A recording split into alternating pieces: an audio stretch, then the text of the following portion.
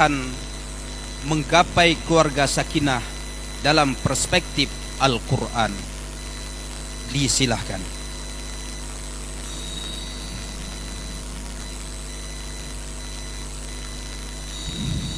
Assalamualaikum warahmatullahi wabarakatuh. Alhamdulillahillazi an'amana bini'matil imani wal islam wa nusalli wa nusallimu ala khairil anam Muhammadin wa ala alihi wa sahbihi ajma'in. Amma ba'du. Dewan Hakim yang arif nan bijaksana, hadirin yang tersenyum, insya Allah bernilai ibadah. Karena senyum itu indah, senyum itu ibadah, senyum cirinya ceria, yuk tebarkan pada semua. Keluarga merupakan institusi terkecil dari masyarakat atau bangsa. Keluarga sekaligus menjadi pusat pendidikan paling penting dalam pembangunan manusia seutuhnya.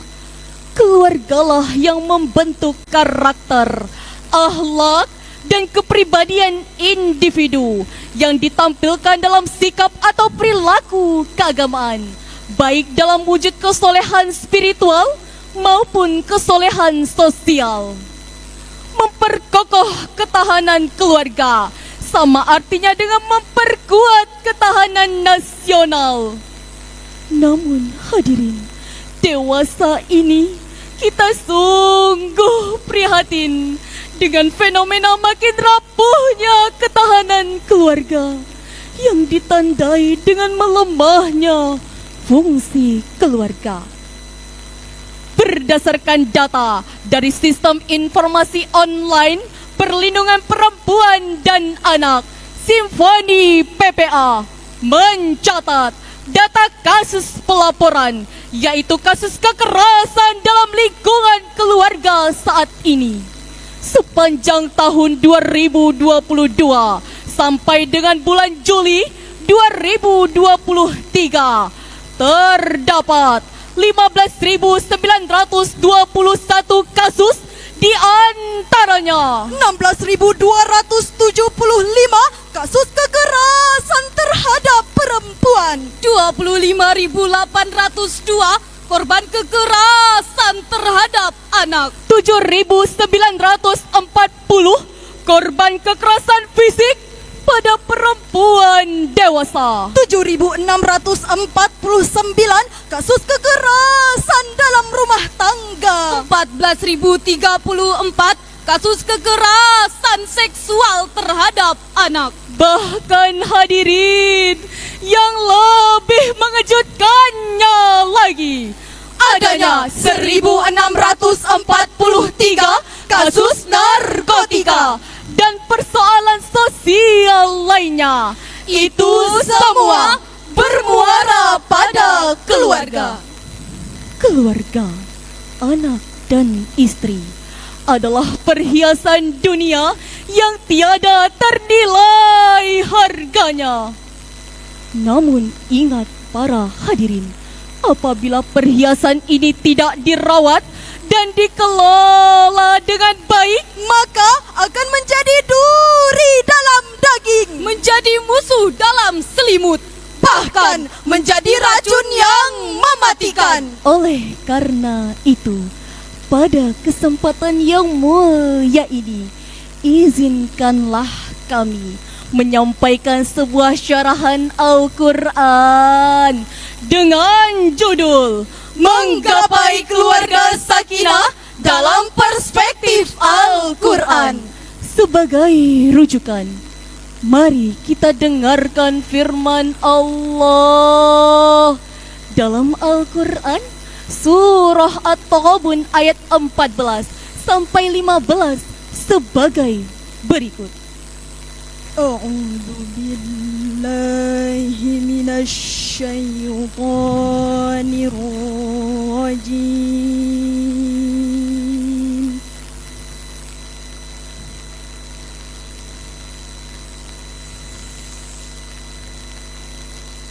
بسم الله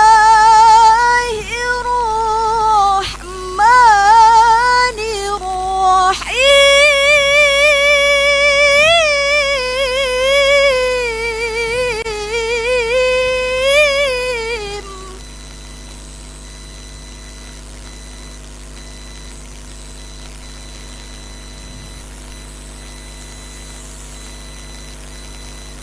يا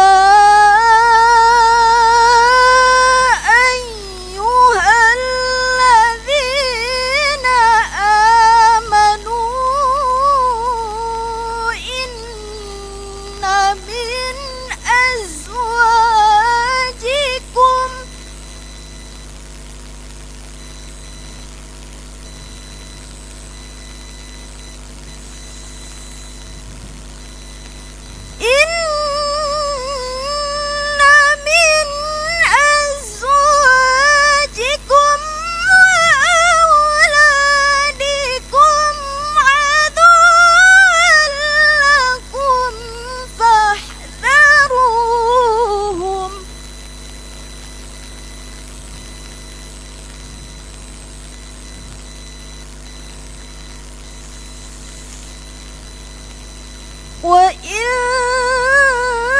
تعفوا وتصفحوا وتغفروا فإن الله غفور رحيم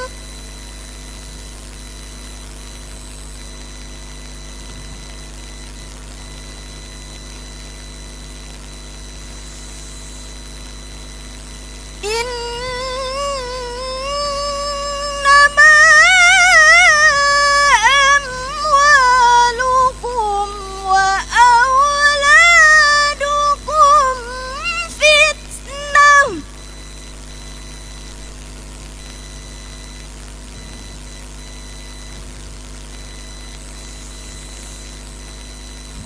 والله عنده أجر عظيم.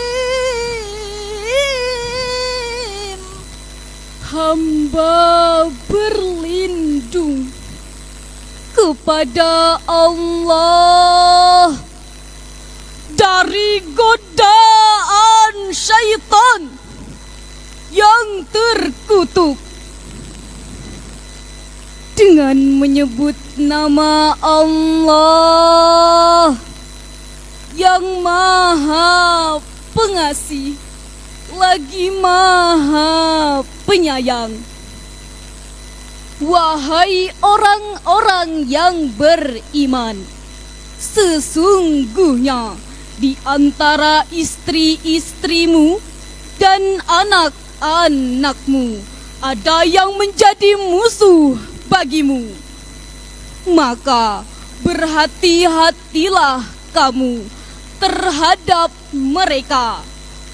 Jika kamu memaafkan dan tidak memarahi serta mengampuni mereka, sesungguhnya Allah Maha Pengampun lagi Maha Penyayang. Sesungguhnya hartamu dan anak-anakmu hanyalah cobaan bagimu, dan di sisi Allah lah pahala yang besar. Dewan Hakim yang terhormat, hadirin yang berbahagia, menurut Syekh Dr. Muhammad Sulaiman Al-Ashikar dalam tafsirnya Zubdatut Tafsir min Fadil Qadir oleh Syekh Dr. Muhammad Sulaiman Al-Ashikar pada penafsiran ayat 14, kalimat adu walakum identik dengan ujian, cobaan, kegoncangan, dan kebingungan hati seseorang karena sibuk dan lalai dalam mengerjakan amal kebaikan. Sementara pada ayat 15, kalimat fitnah ditafsirkan sebagai cobaan, sebab istri dan anak dapat menjadi faktor seorang kepala keluarga mencari nafkah dengan cara yang tidak halal. Dalam ayat ini, Allah mengingatkan kepada orang-orang beriman supaya waspada dan berhati-hati dalam mencintai, mengasihi anak, istri, agar tidak berlebihan, sebab di antara mereka bisa jadi nantinya akan menjadi musuh yang akan menjatuhkan kita, yang akan merintangi kita beramal soleh, atau melalaikan kita dari zikrullah serta tuntunan ajaran Allah. Ada beberapa faktor yang menyebabkan melemahnya ketahanan dalam keluarga. Antara lain, pertama, faktor internal atau faktor dari dalam. Ini disebabkan karena lemahnya akidah, iman, dan akhlak. Mereka selalu menurutkan hawa nafsunya.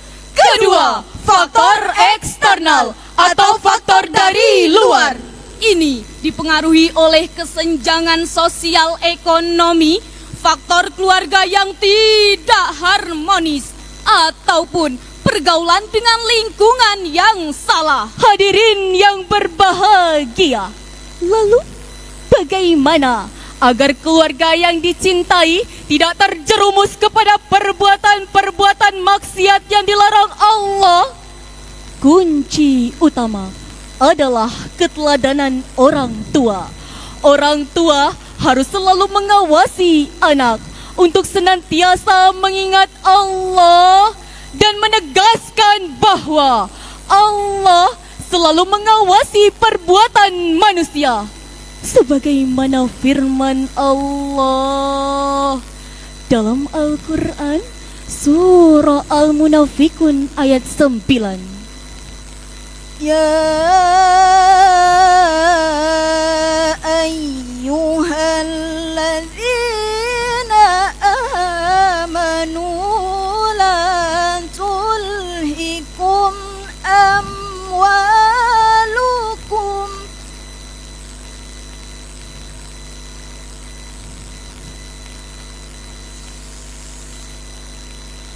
wala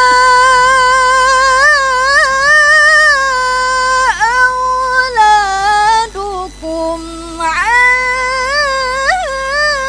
dzikrillah.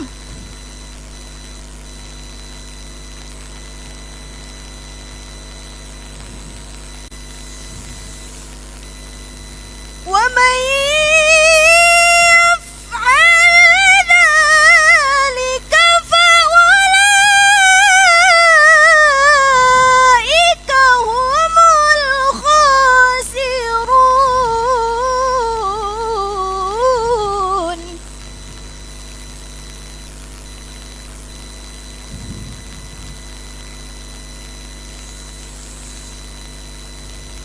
ومن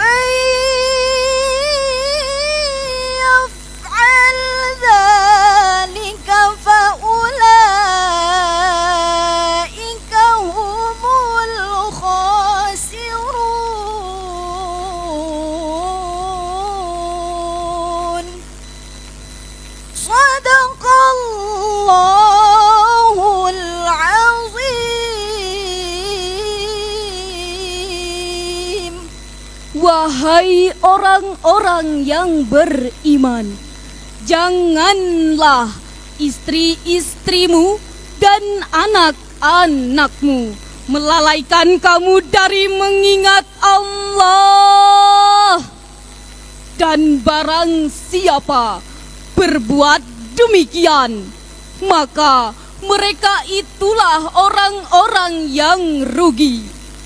Maha benar Allah yang Maha Agung dengan segala firman-Nya. Dewan Hakim yang terhormat, Hadirin yang berbahagia, menurut Profesor Dr. Muhammad Quraisy Shihab dalam tafsirnya Al-Misbah volume 14 halaman 253 menjelaskan keburukan sifat orang munafik disebabkan karena kecintaannya yang luar biasa terhadap harta benda dan anak-anak mereka.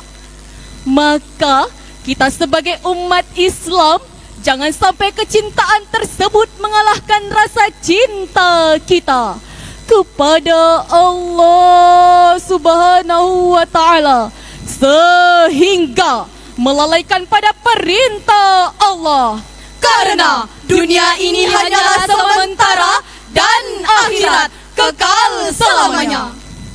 Salah satu instrumen penting dalam menjaga anak dari mudarat-mudarat dunia ini adalah melalui pendidikan akidah. Pendidikan akidah ini bertujuan untuk membentuk anak agar takut kepada Allah, sehingga melahirkan sifat merasa diawasi oleh Allah, merasa takut untuk berbuat yang dilarang Allah, dan pada akhirnya akan menimbulkan sikap dan akhlak yang mulia baik kepada orang tua, tetangga maupun masyarakat.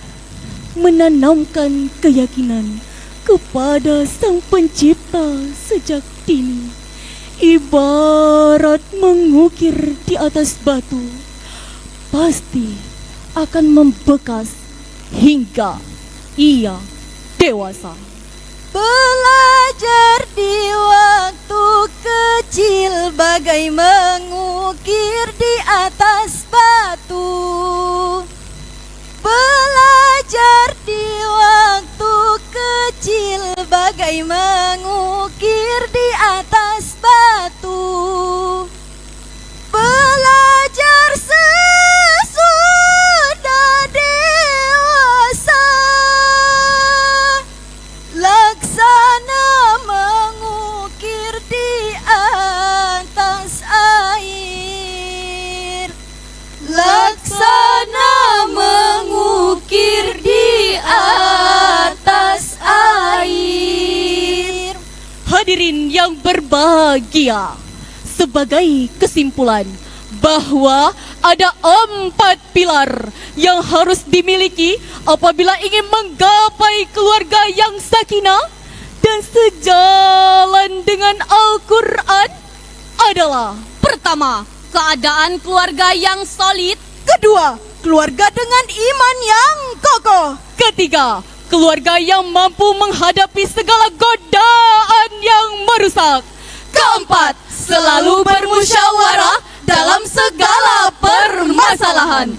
Apabila 4 pilar ini dapat terwujud, maka mereka itulah keluarga yang kuat, keluarga yang mampu mengemban amanah sebagai khalifah fil ardi, mengelola bumi Allah, menciptakan kedamaian, kesejahteraan, dan keadilan. Dan pada akhirnya insya Allah akan terwujud keluarga yang sakinah, mawadah, warahmah, yang sejalan dengan Al-Quran. Amin ya Rabbal Alamin. Demikian syarahan yang dapat kami sampaikan. Wassalamualaikum warahmatullahi wabarakatuh. Bismillah.